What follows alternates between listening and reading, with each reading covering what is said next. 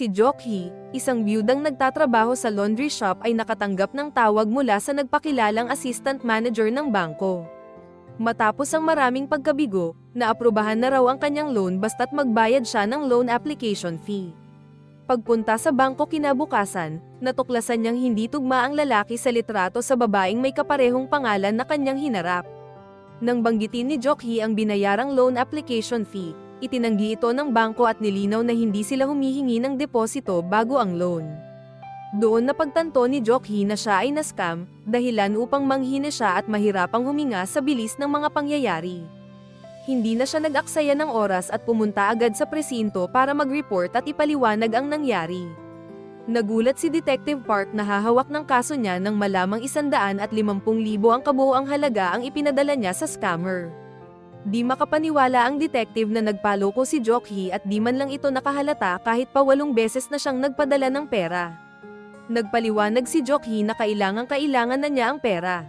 Dahil pakiramdam niya ay minamaliit siya, tinanggal ni Jok-hee ang brace sa leeg niya para ipakita ang mga sugat na naiwan ng masunog ang bahay niya. Sinabihan niya si Detective Park na huwag siyang ituring na parang tanga dahil hindi pa niya nararanasang mawalan ng bahay. Ang kawalan na iyon ang mismong dahilan kung bakit kailangan niyang mag-loan. Ngunit nauwi lang pala ito sa panloloko sa kanya. Nagsabi lang ang detective na uumpisahan nila ang pag-iimbestiga sa lalong madaling panahon. Pag-alis ng presinto ay dumaan muna siya sa nasunog na bahay. Tapos ay sinundo niya ang 2 niyang anak sa daycare. Kailangang siya mismo ang gumawa nito dahil wala na siyang pambayad sa yaya matapos mawala ang lahat ng pera. Dahil walang matuluyan, balak muna niyang tumira sa bodega ng pinagtatrabahuhan habang nag-aabang na mabawi ang nawala niyang pera. Samantala sa China, sa sentro ng mga talamak na phone scam, ang mga dayuhang empleyado ay sapilitang pinagtatrabaho. Karamihan ay mga Koreano na nalinlang sa pangako ng maayos na trabaho, ngunit ngayoy bilanggo ng sindikato. Isa sa kanila si Jaemin. Siya ang tumawag at nanloko kay Jok-hee at patuloy pang nanloloko ng iba. Ang mga empleyado ay laging binabantayan ng mga tauhan ng sindikato at sinasaktan kapag hindi nagtatrabaho. Para silang preso, bawal kumontak at hindi makauwi dahil kinuha ang kanilang pasaporte. Dahil sa hirap at pagod, lihim na nagbalak ng pagtakas si Jaemin habang natutulog ang mga tauhan ng sindikato. Bago tumakas, nasaksihan niya ang lupit ng direktor at ng utak ng operasyon na kilala bilang Big Boss. 2 empleyado ang nagtangkang tumakas at ang isa sa kanila ay pinatay bilang babala. Bago bumalik sa loob, tinandaan ni Jaemin ang gusaling tinatawag na Chanhelo. Sa pinagtatrabahuhan ni Jok-hee, may 2 siyang kaibigan na karamay sa hirap. Si Sukja at si Bong-rim na galing sa China. Maya-maya lang ay tinawagan si Jok-hee ni Detective Park. Sinabi nitong na-freeze na ang bank account ng scammer, pero na-withdraw na ang pera at malamang ay hindi na mababawi. Dahil wala ng paraan, isasara na ang kaso, at sinabihan si Jok-hee na tanggapin na lang ang nangyari. Dahil hindi matanggap ito, nagpumilit si Jok-hee na makausap ang pulis ng personal at agad na bumalik sa presinto. Habang pabalik sa presinto, muling tinawagan ni Jaemin si Jok-hee. Gaya ng inaasahan, minura niya ito dahil sa panloloko sa kanya. Pero sa pagkakataong ito, may ibang layon si Jaemin. Nag-alok siyang maging impormante para kay Jok-hee at sa pulisya, para ibunyag ang malaking scam operation sa China. Nagtaka si Jok-hee kung bakit siya ang napili. Paliwanag ni Jaemin, nakuha nito ang atensyon niya dahil sa tapang. Siya ang pinakamabilis magpadala ng pera habang ang iba ay abala pa sa mga papel. Pagkarinig nito, sinabihan siya ni Jok-hee na tumawag uli pagkalipas ng 5 minuto. Agad niyang tinawagan si Detective Park para iulat na may impormante na handang tumulong. Tinanong niya ang pulis kung ano ang mga kailangan niyang itanong. Sa halip na seryosohin, binaliwala siya ng detective at sinabihang kumontak sa ibang presinto. Sa kaunting oras, muling tumawag si Jaemin at pinasulat kay Jok-hee ang isang salita na Chanhelo. Ito ang unang tunay na clue tungkol sa scam network. Pagdating ni Jok-hee sa presinto, nanumbalik ang lakas niya. Sinundan niya si Detective Park hanggang sa banyo para lang ipaliwanag na ang scam hub ay malapit sa Chanhelo. Ang gusali ay 3-story building sa Qingdao, China. Hindi ito pinansin ni Park at iniwan lang si Jok-hee. Dahil walang ginagawa ang pulis, napagtanto niyang kailangan niyang harapin ang mga kriminal ng mag-isa. Ang unang hakbang ay ang hanapin ang lugar na Changhelo. Ang problema ay may 72 gusali na may ganoong pangalan, at layo-layo ang mga ito, kaya parang imposible ang misyon. Kinabukasan, nagsimulang mamahagi si Jokhi ng mga flyer para maghanap ng iba pang biktima, sa pag-asang makakuha ng impormasyon. Habang nagtatrabaho, muling tumawag si Jaemin. Ipinaliwanag ni Jokhi na ayaw ituloy ng pulisya ang investigasyon kung walang matibay na ebidensya at malinaw na address ng scam hub. Isang detalye lang ang naibigay ni Jaemin. Isang makinang panahi na nagpapahiwatig na ang lugar ay isang patahian ng damit. Sa gitna ng tawag, nilapitan siya ni Sukja dala ang masamang balita.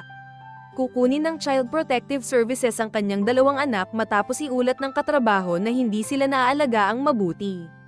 Dahil sa sunod-sunod na problema, nagtapat siya sa kanyang mga kaibigan.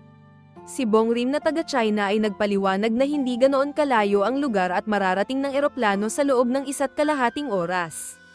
Nabanggit din niyang taxi driver ang kapatid niya sa lugar na iyon. Pagkarinig nito, nakiusap si Jokhi kay Bongrim na isama siya sa China para mahanap ang aktwal na lokasyon at harapin ang mga kriminal. Sinuportahan ni Sukja ang plano sa pag-asang makapag-relax. Dahil wala nang ibang pagpipilian, pumayag na rin si Bongrim na tumulong. Sa madaling panahon, lumapag ang 3 babae sa airport sa China, kung saan sinundo sila ng kapatid ni Bongrim na si Erim.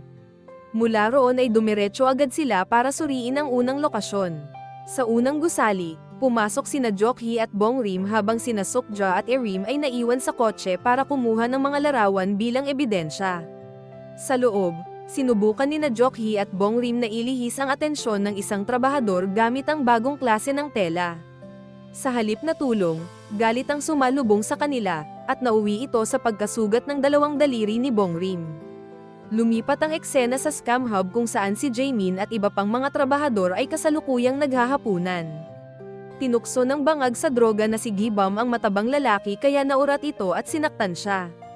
Inawat ni Jaemin ang matabang lalaki kaya siya naman ang sinaktan nito. Nang ihatid ni Jaemin ang kasamahan sa kanyang silid ay nanghingi ito ng droga sa kanya sa kadahilan ng hindi siya makatulog. Hindi ito pinansin ni Jaemin at sa halip ay lumapit sa isang senior staff. Nag-alok siya ng suhol para ma-promote bilang supervisor. Kinabukasan, opisyal nang naging supervisor si Jaemin. Agad niyang ipinakita ang kapangyarihan sa taong nanakit sa kanya. Higit sa lahat, ginamit niya ang pagkakataong ito para kumuha ng ebidensya na makakatulong sa pulisya para ipasara ang buong operasyon. Sinend niya ang mga larawan at dokumento ngunit nabigo siya dahil mahina ang signal. Balik kina Jokhi at kanyang mga kaibigan, patuloy nilang hinahanap ang scam hub base sa binigay na impormasyon ni Jaemin. Sa dami ng posibleng lugar ay hindi pa rin nila ito natatagpuan.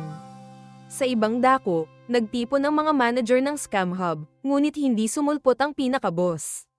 Ang manager ng branch ni Jaemin ay nagsimulang magreklamo tungkol sa mataas niyang posisyon habang maliit pa rin ang sahod. Lingid sa kanilang kaalaman, naririnig ng boss ang bawat pag-uusap nila. Naghahantay lang ito ng tamang pagkakataon upang bigyan sila ng leksyon. Balik sa scam hub, pumasok ng palihim si Jaemin sa opisina ng manager para muling isend ang ebidensyang hindi na ipadala gamit ang computer. Maya-maya pa ay casual na pumasok si Gibam sa silid dahilan upang maantala ang ginagawa ni Jaemin. Pinakiusapan ni Jaemin si Gibam na gumawa ng gulo upang magkaroon siya ng sapat na oras para ma-upload ang mga larawan at dokumento sa kinauukulan. Sa South Korea, dumating si Detective Park sa presinto at nagulat nang malamang may mga ebidensyang galing kay Jaemin. Kinukumpirma nito na mayroon ngang insider si Jokhi na nagbibigay ng impormasyon. Agad na tinawagan ni Detective Park si Jokhi, at nagulat nang malaman na nasa China na ito. Ipinaalam niya ang mga file na galing kay Jaemin at pinasa ang mga larawan, na nagbigay kay Jokhi at sa kanyang mga kasama ng malinaw na gabay para mahanap ang gusali. Hindi nagtagal, natunton nila ang tunay na gusali ng Changhelo at nakita pa si Jaemin sa labas. Kinuha na ni Sukja si Jaemin ng litrato ngunit pag-check niya sa camera ay wala pala itong memory card kaya balewala din ang pitik niya. Gumawa ng ibang plano si Jokhi para mapalapit kay Jaemin. Kasama si Bongrim, nagkunwari siyang mananahi sa pag-asang may parating na nasa China na sila. Gayunpaman, hindi nakuha ni Jaemin ang mensahe at umalis kasama ang ibang supervisor. Nang matanggap ni Detective Park ang mga larawan mula kay Sukja, hawak na niya ang matibay na ebidensya. Dahil nakita ang pagkakataong umangat sa career, humingi siya ng pahintulot sa nakakataas na may padala siya sa China. Samantala, nagpatuloy sa paghihintay sa labas sina Jok-hee at Bong Rim. Si Bong Rim, na matatas mag-Chinese, ay umalis muna saglit. Kasabay nito, dumating si Jaemin kasama ang isang senior supervisor para sa sukat ng damit. Kinabahan si Jok-hee at dahil hindi alam ang wika, muntik na siyang mabuko. Sa huling sandali ay bumalik si Bong Rim at siya ang nakipag-usap sa supervisor. Nagutom ito at inalok niya ng kape kaya nagkaroon ng oras si Jok-hee at Jaemin na makapag-usap. Sinabi ni Jok-hee sa binata na kuhanin ang nakatagong cellphone upang magamit ito in case of emergency. Sa likod ng cellphone ay may impormasyon na darating si Detective Park kasama ang mga pulis ng China upang salakayin ang Scam Hub Center. Muling ay tinawagan ni Jok-hee si Detective Park. Pinayuhan ng pulis si Jok-hee na maghandang umalis dahil nakatakdang mag-raid ang mga pulis kinaumagahan. Sa Scam Hub, si Gi-bum na lulong sa droga ay gumamit ng ipinagbabawal na gamot sa banyo at nahimatay. Kasabay nito, natuklasan ni Jaemin na darating ang pinaka-boss ng gabing iyon. Ayaw masayang ang pagkakataon, agad niyang binalaan si Jok-hee. Nagdulot ito ng gulo at kaba sa lahat, lalo na't paparating pa lamang si Detective Park. Sa mismong sandaling iyon, isang sasakyan ang dumating at biglang ni-raid at pinatay ang lahat ng nasa loob. Lumalabas na nakarating sa Big Boss ang impormasyon na magre-raid ang mga pulis. Bukod pa rito ay gustong patayin ng boss ang manager na nagrereklamo sa kanyang sahod. Pagkatapos ng massacre, lumabas na rin sa sasakyan ang pinaka-boss. Nagkamalay si Gi-bum at siya lang ang tanging nakakita ng malinaw sa mukha ng boss. Narinig din niyang naghahanda na ang Big Boss sa pagtakas sa ibang bansa. Makalipas ang sandali, nakatanggap si Jok-hee ng tawag mula kay Detective Park na kalalapag lang ng eroplano sa paliparan. Sa Taranta, iniulat niyang naghahanda ng tumakas ang pinaka-boss dala ang kanilang mga kagamitan sa panloloko. Inutusan siya ni Park na manatili lang doon at huwag magpadalos-dalos. Sa takot na mawalang saysay ang kanilang pinaghirapan, minabuti ng 4 na suwayin ang babala at alamin kung saan tutungo ang Big Boss. Gayunpaman, hindi pa sila nakakalayo ay biglang sumulpot si Gi-bum pasan ang sugatang si Jaemin. Agad na inapula ni Jok-hee ang pagdurugo habang naghihintay ng ambulansya. Bago mawala ng malay, ibinalik ni Jaemin ang cellphone ni Jok-hee at ibinunyag na nagawa niyang bidyuhan ang boss, na ang mukha ay bahagyang nakatago sa sombrero. Kinumpirma ng recording na balak na ng boss na lisanin ang China. Walang pag-aalinlangan, nagpa siya sina Jok-hee at Sukja na habulin ang boss nang dumating ang ambulansya. Habang nasa daan, paulit-ulit na pinanood ni Jok-hee ang video at napansin ang isang kakaibang gawi. Bago tignan ng boss ang oras sa relo ay iniikot muna nito ang kanyang kamay. Samantala, dumating si Detective Park sa crime scene at tinulungan ni Bong Rim bilang translator. Sa kabila ng ebidensya, binaliwala ng mga Chinese police ang nangyaring massacre. Tinuring nila itong away ng mga gang na may kinalaman sa droga at tuluyang isinantabi ang mas malawak na krimen sa likod nito. Determinado na maresolba ang kaso, nakiusap si Park sa mga opisyal na tulungan siya bago pa makalabas ng China ang Big Boss. Noong una ay nag-alinlangan ang commander, ngunit sumingit si Bong Rim at sinabing mayroon siyang katibayan. Nagbanta rin siya na ilalantad ang sitwasyon sa media at aakusahan ng mga pulis ng sadyang pagpapabaya sa pag-aresto. Dahil ayaw isugal ang kanyang reputasyon, pumayag din ang commander. Sa airport, namataan ni Jok-hee ang isang kahina-hinalang lalaki at sinimulan itong sundan. Habang nasa escalator, bigla niyang napansin ang isang lalaki na inikot ang kamay tapos ay tumingin sa kanyang relo. Sa sandaling iyon, na-realize niyang ito ang tunay na Big Boss. Bilang veteranong kriminal, agad naramdaman ng boss na sinusundan siya ni Jok-hee at Sukja. Hinarap niya sila, at sa takot ni Jok-hee ay ipinaliwanag niyang biktima siya ng kanyang scam.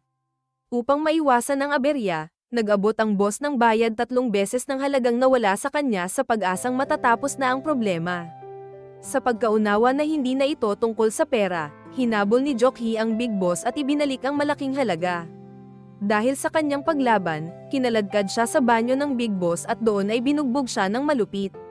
Natigilan lang ang boss nang sabihin ng tauhan na kailangan na nilang sumakay sa eroplano. Maya-maya pa ay napagtanto ng boss na nawawala ang kanyang pasaporte kaya nagmadali siyang bumalik sa banyo para maghanap. Nakita niya ito sa mga kamay ni Jok-hee.